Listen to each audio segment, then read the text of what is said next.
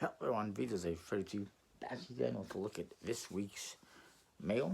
I got quite a few things here, but next week there's going to be only a couple of things probably, because finally caught up with all the stuff that was delayed due to the strike.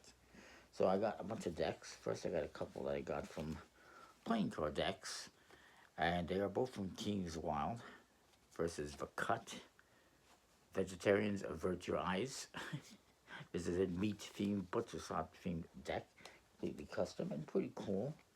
And then there's Too Late, Too Early for Christmas Deck the Halls deck, which is an ugly Christmas sweater themed deck with this fabric knitted right onto the tuck case, which is really cool. Then I got some from Kickstarter, a few from Kickstarter. Actually, I got one here that I got on eBay, which is the new Waddington's House of the Dragon deck. It's, it's okay for what it is, decent quality and everything, but it's repeating court cards, in case you're wondering. But then I got some Kickstarter stuff. First, I got the Black Roses Casino and Hotel V4 decks, 4th edition. There was a problem with this order, and so I ended up getting it twice, although for this one, they sent me 2 of just the pink ones, the hotel, and none of the green. Now, what happened was, because of the strike, the original package, when I looked it up on USPS's website, United States Postal's website, it said that it was like abandoned or something. So I figured it was lost. I was never going to see it again. I was never going to see it, period. So I contacted Black Roses, told them about this, and they sent me a new one. Now, for some reason, it seems like they sent me 2 of the same for the second time, but I don't need it. If anyone wants to buy them, let me know.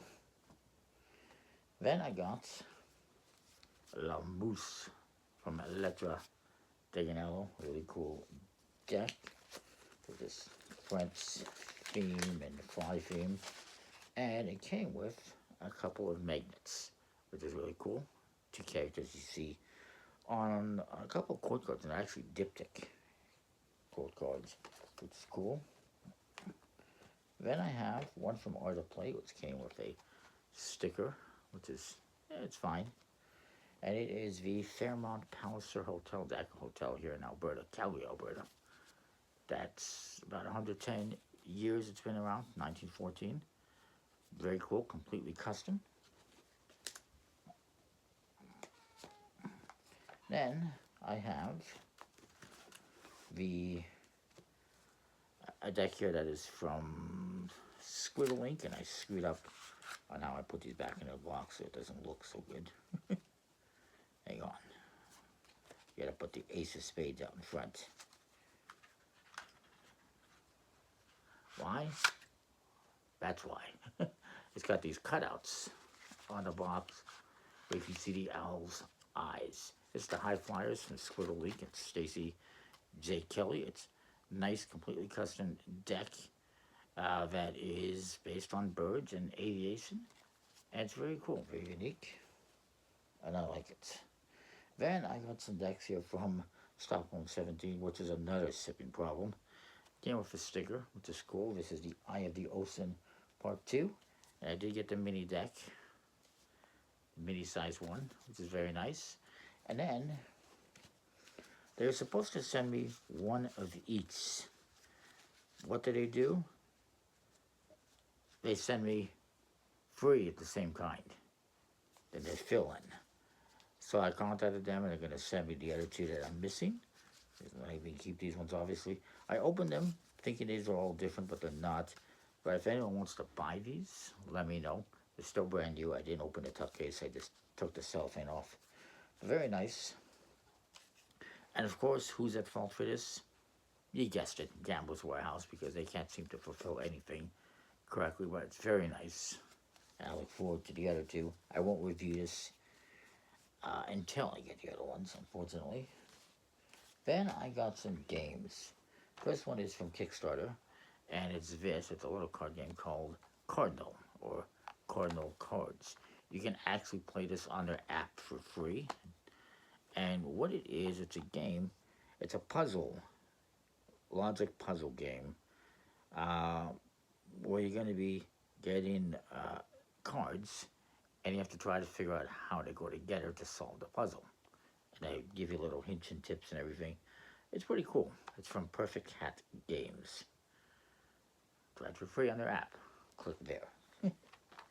Then I got one on Amazon from Amazon Germany, designed by Charlie Bink. And it's from the Game Factory. It's called Verhext Malediction, which I believe translates to Bewitched something. It's a trick-taking game. It's not in English, unfortunately. Not a big deal. Originally, it was released a couple years ago on Kickstarter as Pups, and it had a dog theme. And it's been sold out. I've been wanting to get it for some time. And so I figured this is my best shot at getting it, is to get this non-English magic-themed one. But it's the same game from the same designer. So, yeah. And then I got one little trick-taking game here that I got on the Geek Market that finally showed up. It was actually delayed. Because of the strike, the seller decided not to ship until they were able to ship. They weren't actually able to ship because the U.S. Post wasn't accepting packages. In the end, it actually ended up being delivered by courier as opposed to Canada Post. But it's a tiny little trick-taking game called Cryptic, which has a cryptocurrency theme. And it's pretty cool. It's from Koji Do. I don't know how you pronounce the name. I apologize. It'll be in the description, no doubt. Then I have one that is by Daryl Chow and Origami, or Game, and I haven't looked at it yet, but it's called Sop Until You Drop. Sop Until You Drop La. It's kind of a set collection game where you're trying to get savings. Pretty cool. I got this on a website. I think it's called Amoeba from Asia.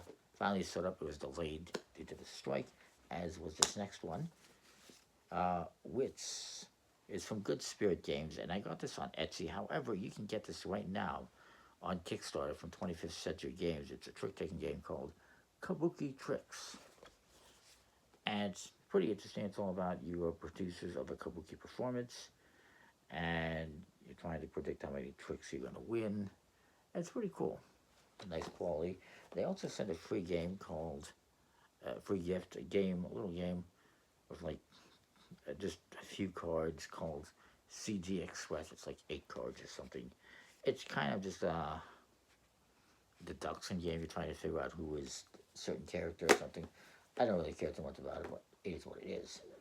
Then I got a bunch of games here from Board Game Bliss, including a couple here from, they're both designed by Dustin Dobson. They're from Buttonside Games. The first is Skulls of Sedlec, and there was an expansion for that as well. One of the expansions, the Monstrance.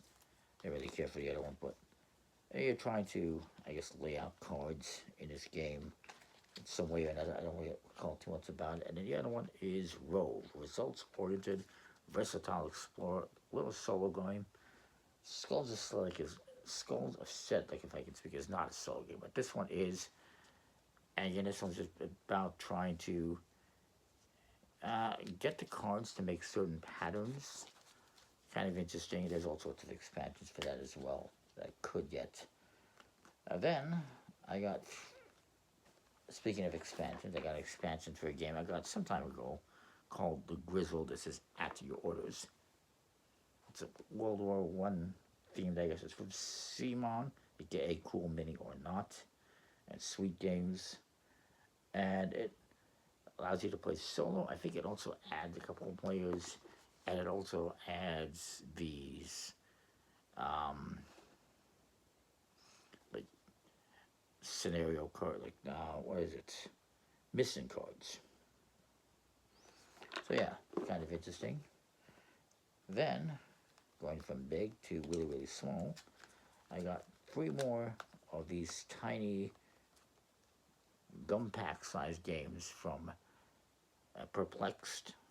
aka pack of games. The first one is Jim, where it's kind of like the same thing as same idea as when you were a school kid. If you're not a school kid right now, where you would have a couple people pick teams to play soccer, whatever, or baseball. Same kind of idea. You're basically trying to choose a team of players. Then there's Orc, which is War is Ugly. It's a game about trying to dominate territories, basically. And then the last one is Urk, which is stocking up on symbols or trying to connect them to a central area. It's kind of interesting. Then I got an older game, slightly older. This one came out in 2022 from Stephen Rhodes and Cryptozoic Entertainment, Dynamite Games. It is Let's Dig for Treasure. It's a little pussy-lock game where you're going to be drawing cards from one of 3 draw piles, and you can keep digging for more treasure and collecting points. But if you get one of the bad cards, you will bust and lose everything you've collected, and just trying to score the most points. Some cards are worth 0 points, some are worth 40 points, some might be negative points, all sorts of different stuff. Just a big old deck of cards, so pretty cool. And then I have one more from Board Game Bliss. This is from Keymaster Games, the latest game. Finally, they do another card game. It's Fuego, which is a trick-taking game. Just came out. Pre-ordered it a little while back. It's from Jason Hager and Darren Reckner. And yeah, it's all about fire. And I like this. They designed the box to look like a box of matches that slides out. Really cool idea. And then finally, I got one more, which is incidental, that I got the House of the Dragon deck today, or this week, because I also got a game on Amazon that's from the same genre. It is a Game of Thrones Betwixt, a game of ultimate betrayal, where you have cards, different types of characters, and different types of cards that give you different abilities. And it's a nice little game. That is from Fantasy Flight Games, my first one from that company. I don't know why it's called Betwixt, but it is. There's a lovely Daenerys and some other characters, Jon Snow and more. Very cool. And nice artwork and everything. Obviously not modeled after the characters on the show, but rather the ones in the book, or loosely based on the ones on the show, but probably more so the ones in the book. Anyways, that is that. Comment, like, subscribe. Let me know what you think. We'll see you next time. More. Thanks for watching. Sorry, no Uno this week. See ya.